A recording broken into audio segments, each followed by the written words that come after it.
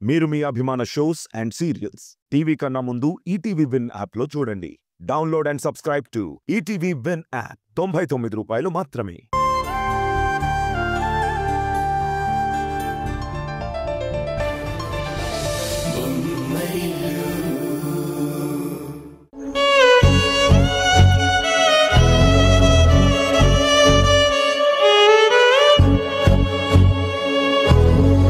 హారిక తన ఎఫ్డి అమౌంట్ని వాడుకుంది, కానీ అమ్మ పేరెందుకు వాడింది? ఇప్పుడు హారికని ఈ విషయం గురించి అడిగితే ఎలా రియాక్ట్ అవుతుందో ఏంటో.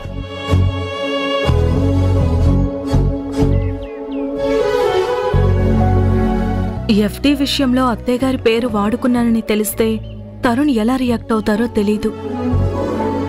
ఇప్పటికే ఆలస్యమైంది, ఇక ఈ విషయం చెప్పేయాలి. తరుణ్, నీతో కొంచెం మాట్లాడాలి. చెప్పు. కొన్ని కారణాల వల్ల నేనొక పని చేయాల్సి వచ్చింది. మీ నాన్న ఫ్రెండ్ దగ్గర నుండి 5 లక్షలు అప్పుగా తీసుకున్నారు కదా, అవి తిరిగి ఇవ్వమని ఆయన బెదిరిస్తున్నారు. ఈ నెలాఖరికల్లా ఇవ్వకపోతే ఈ ఇల్లు లాగేసుకుంటానని బెదిరిస్తున్నారు. అందుకే ఆయనకి మైల్డ్ హార్ట్ స్ట్రోక్ వచ్చింది.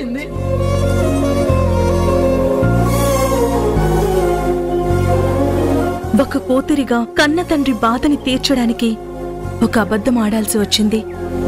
వాళ్ళకు తెలియకుండా పని పూర్తి చేయడానికి ఇలాంటి పరిష్కారం ఆలోచించాల్సి వచ్చింది.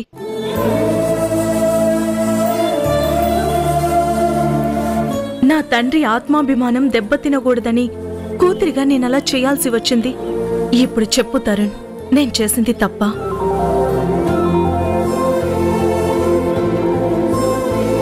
నాకు మరొక మార్గం తోచలేదు. ఇందులో నా తప్పేమైనా ఉందా? చెప్పు తరుణ్, నేను చేసింది తప్పా? ఈ విషయంలో అత్తయ్యగారికి ఒక్క మాట కూడా నేను చెప్పలేదు. కనీసం నీకైనా చెప్పకపోతే ఏదో తప్పు చేసిన ఫీలింగ్ లో ఉండిపోతాను. నువ్వు చేసిన దానిలో తప్పుందని నేను అనను హారిక, కానీ నీ భయానికి భరోసా కూడా నేను ఇవ్వలేను. ఎందుకంటే అమ్మ నాతో ఈ విషయం ముందే చెప్పింది. ఈ విషయం అప్పుడే అత్తయ్యగారి వరకు వెళ్ళిందా? మీరు బ్యాంక్ మేనేజర్తో చెప్పిన మాట అక్కడే ఆగిపోతుందనుకున్నావా? వెంటనే అమ్మకి తెలిసిపోయింది. నువ్వు చేసింది మంచికే అని నాకు అనిపించవచ్చు, కానీ అమ్మకి ఇదే విషయం చెప్తే తప్పుగా అర్థం చేసుకోవచ్చు. ఈ చిక్కంతా పర్మిషన్ లేకుండా అమ్మ పేరు వాడుకోవడం వల్లే వచ్చింది. అందుకే నాకేం చేయాలో కూడా తోచడం లేదు. కనీసం ముందుగా నాకొక మాటైనా చెప్పుండాల్సిందే. మేనేజ్ చేయడానికి వీలుండేది. నువ్వు చేసిన పని మంచిదే కావచ్చు, దానిలో నీ తప్పేం లేకపోవచ్చు. తండ్రికి అండగా నిలబడాలన్న మంచి మనసుతో నువ్వు ఈ పని చేసావు, నాకు అర్థమవుతుంది. అలాగని అమ్మకి కోపం రాదులే అని కూడా అనలేను. ఏదేమైనా జరిగిందేదో జరిగిపోయింది, ఇక జరగాల్సిందేంటో చూడాలి. అంతా మంచి జరుగుతుందని ఆశిద్దాం. నువ్వేం కంగారు పడుకో, పద వెళ్దాం.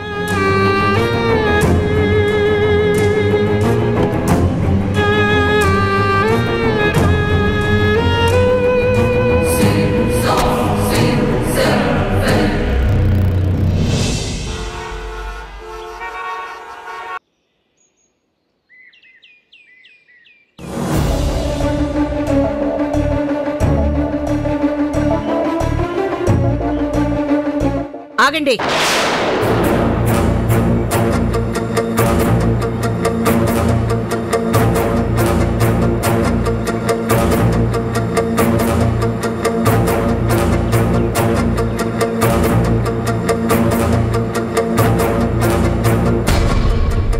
మాకున్న ఆస్తుల విలువ ఎంతో తెలుసా? మా కంపెనీలో పనిచేసే వాళ్ళకి ఎన్ని లక్షలు జీతాలుగా ఇస్తున్నామో తెలుసా?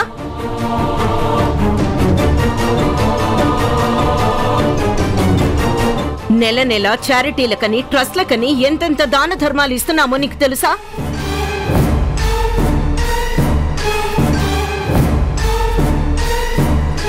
సమాజంలో నాకున్న పరపతి ఏంటో నీకు తెలుసా? మాకెక్కడెక్కడ ఆస్తులున్నాయో లెక్క పెట్టడానికి కూడా టైం లేని నేను నిన్ను డబ్బులు అడిగానా? కేవలం 5 లక్షల కోసం నిన్ను డబ్బు సర్దుబాటు చేయమని నీ సహాయం కోరానా? నువ్వు కానీ నీ వాళ్ళు కానీ నాకు డబ్బులిచ్చేంత స్థాయిలో ఉన్నారా?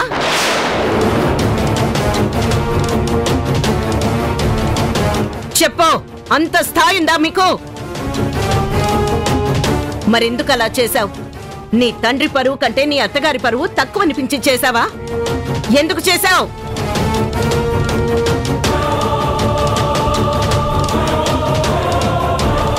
మా నాన్నకున్న అప్పు తీర్చడానికి నా ఎఫ్డి వాడాల్సొచ్చింది. అది నాన్నకిష్టం లేదు.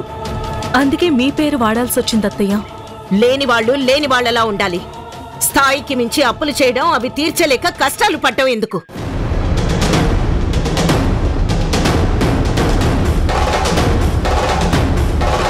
మీకంతగా కష్టాలున్న విషయం నాకు చెప్తే నేనే విసిరేసేదాన్ని కదా. మీరు విసిరేసే డబ్బులు నాకు కానీ మా వాళ్ళకి కానీ అవసరం లేదత్తయ్య. నా డబ్బులే అక్కడున్నాయి, అవే వాళ్ళకిచ్చాను. దాంతోనే వాళ్ళ అప్పు తీర్చాను, దానితోనే వాళ్ళ కష్టం తీర్చాను. పౌరుషాలకేం తక్కువ ఉండదు. అంత పౌరుషం ఉన్నదానివి నా పేరెందుకు వాడుకున్నావు? చెప్పు హారిక, నీ డబ్బే అక్కడున్నప్పుడు అత్తయ్య గారి పేరెందుకు వాడావు? అత్తయ్య గారి పర్మిషన్ లేకుండా బ్యాంకు మేనేజర్ దగ్గర ఎందుకు చెప్పావు? నీ డబ్బే మీ వాళ్ళకి ఇస్తున్నప్పుడు అసలు అబద్ధం చెప్పాల్సిన పనేంటి? దానికి అత్తయ్య గారి పేరు తీయాల్సిన అవసరం ఏంటి?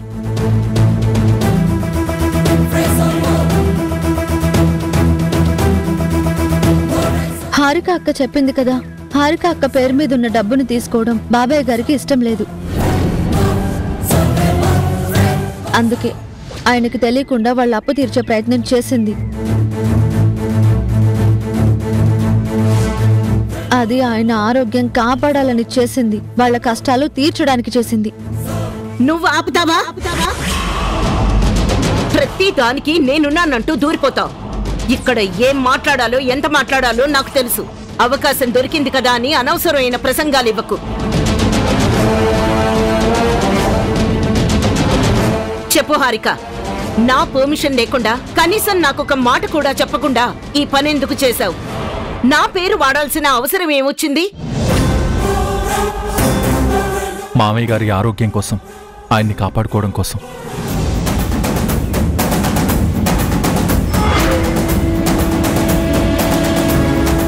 అవునమ్మా, ఏ పిల్లలైనా తల్లిదండ్రులు బాధపడుతుంటే చూడాలని అనుకోరు. ఆడపిల్లలైనా మగపిల్లలైనా వాళ్ళ కన్న వాళ్ళ కష్టాల్ని తీర్చడానికి, వాళ్ళకి చేతనైనంత సహాయం చేయడానికి ప్రయత్నిస్తారు. ఇప్పుడు హారిక కూడా చేసింది అదేనమ్మా. కూతురుగా తన బాధ్యత నెరవేర్చడం కోసం చేసింది. వాళ్ళ నాన్నకి తన డబ్బులు తీసుకోవడం ఇష్టం లేదు. కనీసం వాళ్ళ కష్టం ఏంటో కూడా చెప్పడం ఇష్టం లేదు. వాళ్ళలో వాళ్ళు బాధపడుతూ ఆరోగ్యం మీదకి తెచ్చుకున్నారు.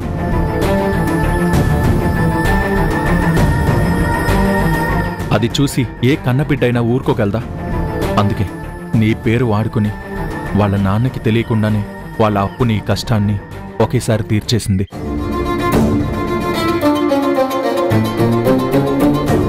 అంతేకాని నీ పేరు చెడగొట్టాలనే ఉద్దేశంతో మాత్రం కాదమ్మా. పర్లేదు. అమ్మ పరువు తీయాలని చూసిన నీ భార్యని బానే వెనకేసుకొస్తున్నావు.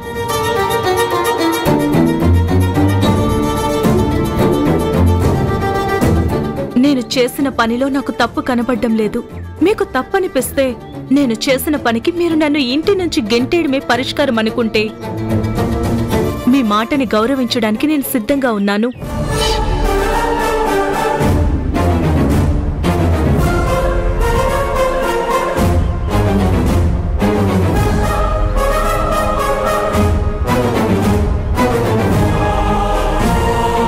నిజంగానే ఇప్పుడు అత్తయ్య గారు హారికను పంపించేస్తే బాగున్నాం. అమ్మా హారిక, నిన్ను ఇంట్లో నుంచి గెంటేస్తే సమస్యలను తీరిపోతాయా?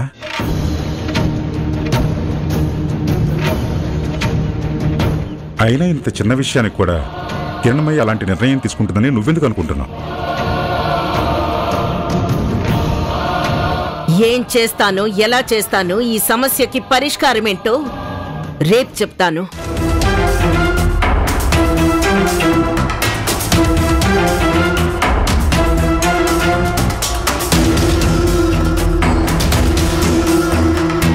నా నిర్ణయం ఏదైనా పాటించక తప్పదు.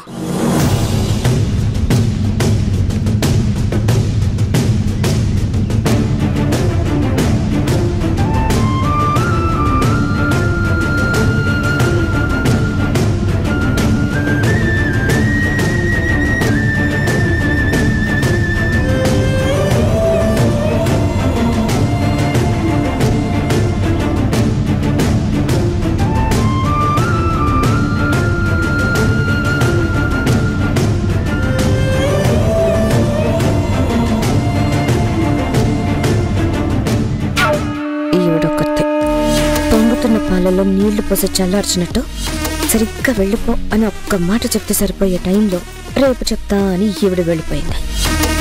మళ్ళీ రేపటి దాకా సస్పెన్స్ పెట్టి నా సంతోషానికి సడన్ బ్రేక్ వేసింది.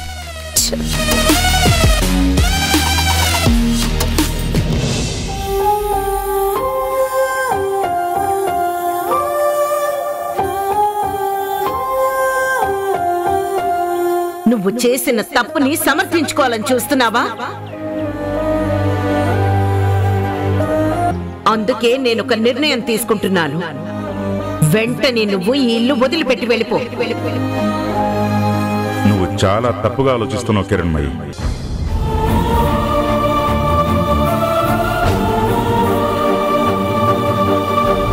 నా మాట విలువ, నా పెద్దరికం నేను కోల్పోకూడదు. ఒక్కసారి హారిక ఇల్లు వదిలి వెళ్ళింది. కానీ అప్పటి పరిస్థితి వేరు, ఇప్పటి పరిస్థితి వేరు.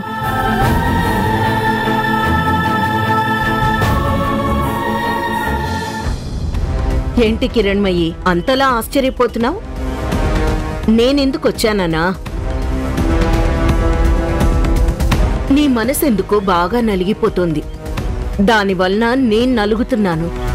అందుకే మరి రాక తప్పలేదు. హారిక విషయంలో ఏం నిర్ణయం తీసుకున్నావు? క్షమిస్తున్నావా లేక శిక్షిస్తున్నావా? హారిక చేసింది తప్పే కావచ్చు, కానీ తను చేసిన పనిలో మంచే ఉంది. తప్పనిసరి పరిస్థితుల్లో చిన్న అబద్ధం చెప్పాల్సి వచ్చింది. అది గ్రహించి నీ పెద్దరికం నిలబెట్టుకుంటావో లేక నీ అహంకారంతో అధికారం చూపించుకుంటావో నువ్వే నిర్ణయించుకో.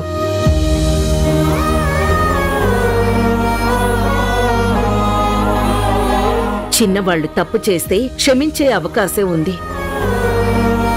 కానీ నీలాంటి పెద్దవాళ్లే తప్పుడు నిర్ణయాలు తీసుకుంటే అది సరిదిద్దుకోలేని పొరపాటుగా మారుతుందని కూడా ఒక్కసారి గ్రహించు.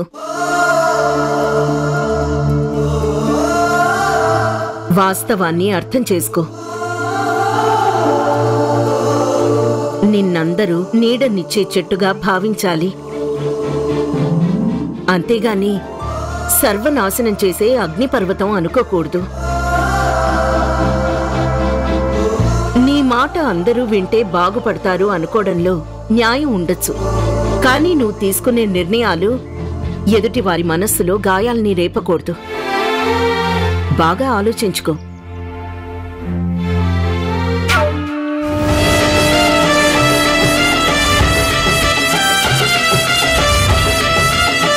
అత్తయ్య,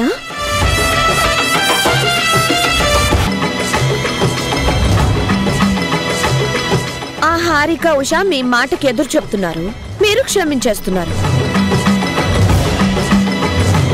మొన్నటికి మొన్న ఉష చేసిన తప్పు మర్చిపోకముందే ఇప్పుడు హారిక మరోసారి ఇలాంటి తప్పు చేసేసింది. మీ పేరుని పాడు చేసేలాగా ఉపయోగించి ఈసారి ఇంకా పెద్ద తప్పు చేసేసింది. అయినా మీరు వెంటనే వెళ్ళిపోమని చెప్పకుండా ఉదయం వరకు టైం ఇచ్చారు. అత్తయ్య, మీ మంచితనాన్ని వాళ్ళు చేతకనితనంగా తీసుకుంటున్నారు. మీరు అస్సలు సహించకండి. ఆ హారిక మిమ్మల్ని ఎన్ని మాటలంది, మీరన్నీ మర్చిపోయారా?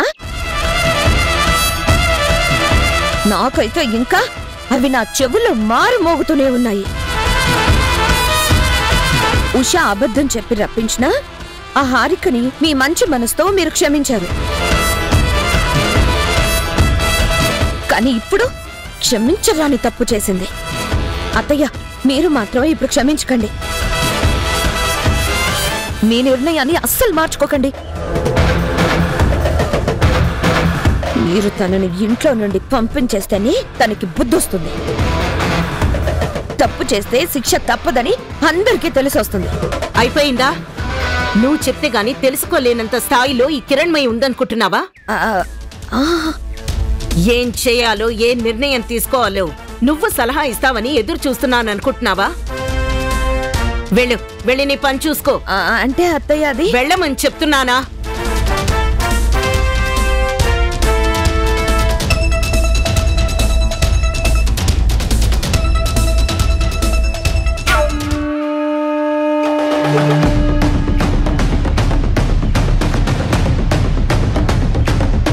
చిట్టుపట్టమును మండే చింతనిప్పు మీద ఇంకాస్త పెట్రోల్ పోద్దామని నేనొస్తే అది తిరిగి నా పైట కొంగుకి అంటుకున్నట్టయింది. అత్తయ్య గారి మూడు అస్సలు బాలేదు.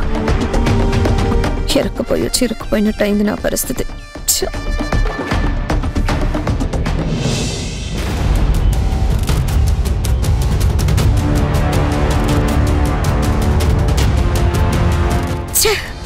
తప్పు చేసింది ఒకరైతే తిట్లు తిప్పులు నాకు. అయినా ఈ ఇంటి పెద్ద కొడలుగా ఆ మాత్రం ఒక మాట చెప్పకూడదా? ఒక సలహా ఇవ్వకూడదా? ఈ ఇంటి పెద్ద కొడలివి బాధ్యతగా ఉండు అని అంటారు కదా. బాధ్యతలు తీసుకుంటే మాత్రం వంటకేసి ఉతికే రకం ఇక్కడ అందరూ. ఇప్పుడు ఏమైంది మేఘన? ప్రతి దాన్ని భూతద్దంలో చూస్తూ చిన్న విషయాలను కూడా పెద్దవి చేస్తున్నావు. ఎప్పుడు మానుకుంటావు నువ్వు? నేను చిన్న విషయాన్ని పెద్దది చేయడం గురించి ఆలోచిస్తున్నావు, కానీ నన్ను ఇంట్లో వాళ్ళందరూ చిన్న చూపు చూసే విషయం మాత్రం నువ్వు అస్సలు పట్టించుకోవట్లేదు. సాగదీయటం మానేసి సరాసరి విషయానికి రా. అప్పుడు నువ్వు చెప్పేది నాకు అర్థమవుతుంది. తప్పు చేసిన వాళ్ళకి శిక్ష పడాలి అని అన్నాను. దానికే మీ అమ్మగారు నా మీద రుసరుసలు విసవిసలు. నువ్వు చెప్పు సంజయ్, నేను ఏమన్నా తప్పుగా మాట్లాడానా? పెద్ద కోడలుగా ఆ కొంచెం విలువ కూడా నాకు లేదా? నేనేదో పెద్ద తప్పు చేసినట్టు మాట్లాడతారంటే అత్తయ్య గారు. నాకింత విలువ లేకుండా ఉన్న ఈ ఇంట్లో నేను ఇంకా ఉండాలంటారా? అమ్మ ఈ మధ్య ఎందుకు ఇలా చేస్తుంది? ఆఫీసులో నాకు విలువ లేదు, ఇక్కడ మేఘనకి విలువ లేదు. ఇంటికి పెద్ద కొడుకు కోడలికి విలువ ఇవ్వకపోతే ఎలా? మేఘనతో మాత్రం ఈ విషయం సామరస్యంగా డీల్ చేయాలి. తనెంత బాధపడుతుంటే కాస్త ఒద్దిగ్గా నచ్చ చెప్పాలి. నేనింత గగ్గోలు పెడుతూ ఉంటే నువ్వేంటి తీరిగ్గా పని చేసుకుంటూ కూర్చున్నావు? అక్కడ పెద్ద కోడలికి మీ అమ్మగారు విలువివ్వరు, ఇక్కడ నీ భార్యకి నువ్వు విలువివ్వవు. మేఘన, ఎందుకలా మాట్లాడుతున్నావు? నీ బాధ నాకు అర్థం అవుతుంది, కానీ ఏం చేస్తాను చెప్పు? మనకి మన సొంత నిర్ణయాలు ఎలా తీసుకుంటామో వేరే వాళ్ళు కూడా వాళ్ళ సొంత నిర్ణయాలు తీసుకునే స్వేచ్ఛ ఉంటుంది కదా. అమ్మ ఒక నిర్ణయం తీసుకుందంటే ఈ ఇల్లు కట్టుబడి ఉంటుంది. అలాంటి అమ్మకి నువ్వు సలహాలు ఇవ్వడం ఏంటి? తన నిర్ణయం ఏంటో తను తీసుకుంటుంది కదా, దానికి నువ్వు వింతలా బాధపడిపోతూ ఏదేదో మాట్లాడతావేంటి? అమ్మ నా ముందు మాత్రం ఏమీ అనకు, నాకు నచ్చదు. ఆవిడ ఎన్ని మాటలైనా నన్ను అనొచ్చు, కానీ ఒక్క మాట నా భార్యని ఎందుకలా అన్నావమ్మా అని నువ్వు అడగవు. భార్య బాధను అర్థం చేసుకోవు. బాగుంది సంజయ్, చాలా బాగుంది. చూడు మేఘన, నాకు జరుగుతున్న అవమానాలకి నేనెంత బాధపడుతున్నానో నీకు తెలుసు. అయినా ఒక్క మాట కూడా అమ్మని అడగలేదు. ఇప్పుడు నీ గురించి నేనేం అడగాలి? దీన్ని ఇక్కడితో వదిలేసి సైలెంట్గా ఉండటం బెటర్. అది నీకు నాకు చాలా మంచిది, అర్థం చేసుకో. సంజయ్, ముయ్యండి, ఇలాగే నా నోరు తెరవకుండా మూసేయండి. నీకు అవమానం జరుగుతుంటే నేను రగిలిపోతున్నానే తప్ప నా విషయంలో చిన్నగా కూడా మీరు రియాక్ట్ అవ్వరు. పైగా నన్నే నోరు మూసుకోమంటారు. నేను చూస్తాను ఇలాగే ఎన్ని రోజులు జరుగుతుందో. నాకంటూ టైం వస్తే అందరినీ ఒక ఆట ఆడేస్తాను.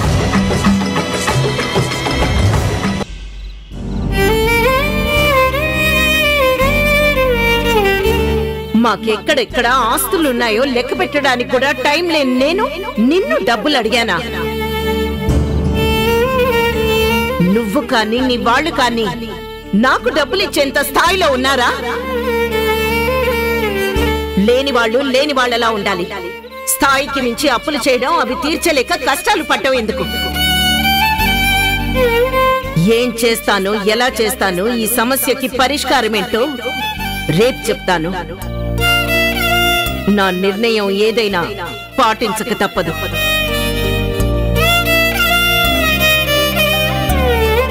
అత్తయ్య గారు ఇప్పుడు ఏ నిర్ణయం తీసుకుంటారో తెలియడం లేదు.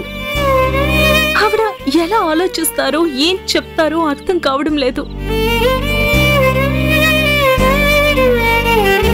కేవలం 5 లక్షల కోసం నిన్ను డబ్బు సర్దుబాటు చేయమని నీ సహాయం కోరానా? నేను చేసిన దాంట్లో తప్పుందని నాకు తెలుసు అత్తయ్య గారు, కానీ నేనేం చెయ్యలేని పరిస్థితి. మా నాన్న పరిస్థితి అర్థం చేసుకొని అలా ప్రవర్తించాల్సి వచ్చిందంతే. అందులో మీ పరువు తీయాలనే ఉద్దేశం నాకు కొంచెం కూడా లేదు.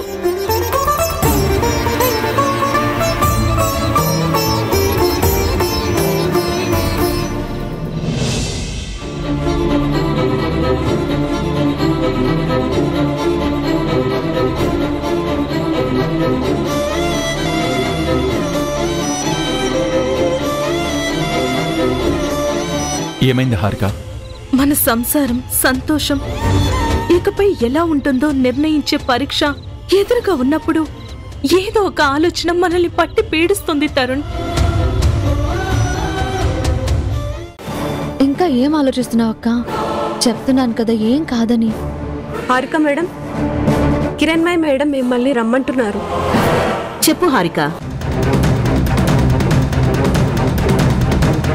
అమ్మ ఎలాంటి నిర్ణయం తీసుకున్నా కట్టుబడి ఉందాం. ఈసారి నిన్ను ఇంట్లోంచి పంపిస్తే నువ్వు ఒంటరిగా వెళ్ళవు. నేను కూడా నీ వెంటే ఈ ఇల్లు విడిచి వస్తాను.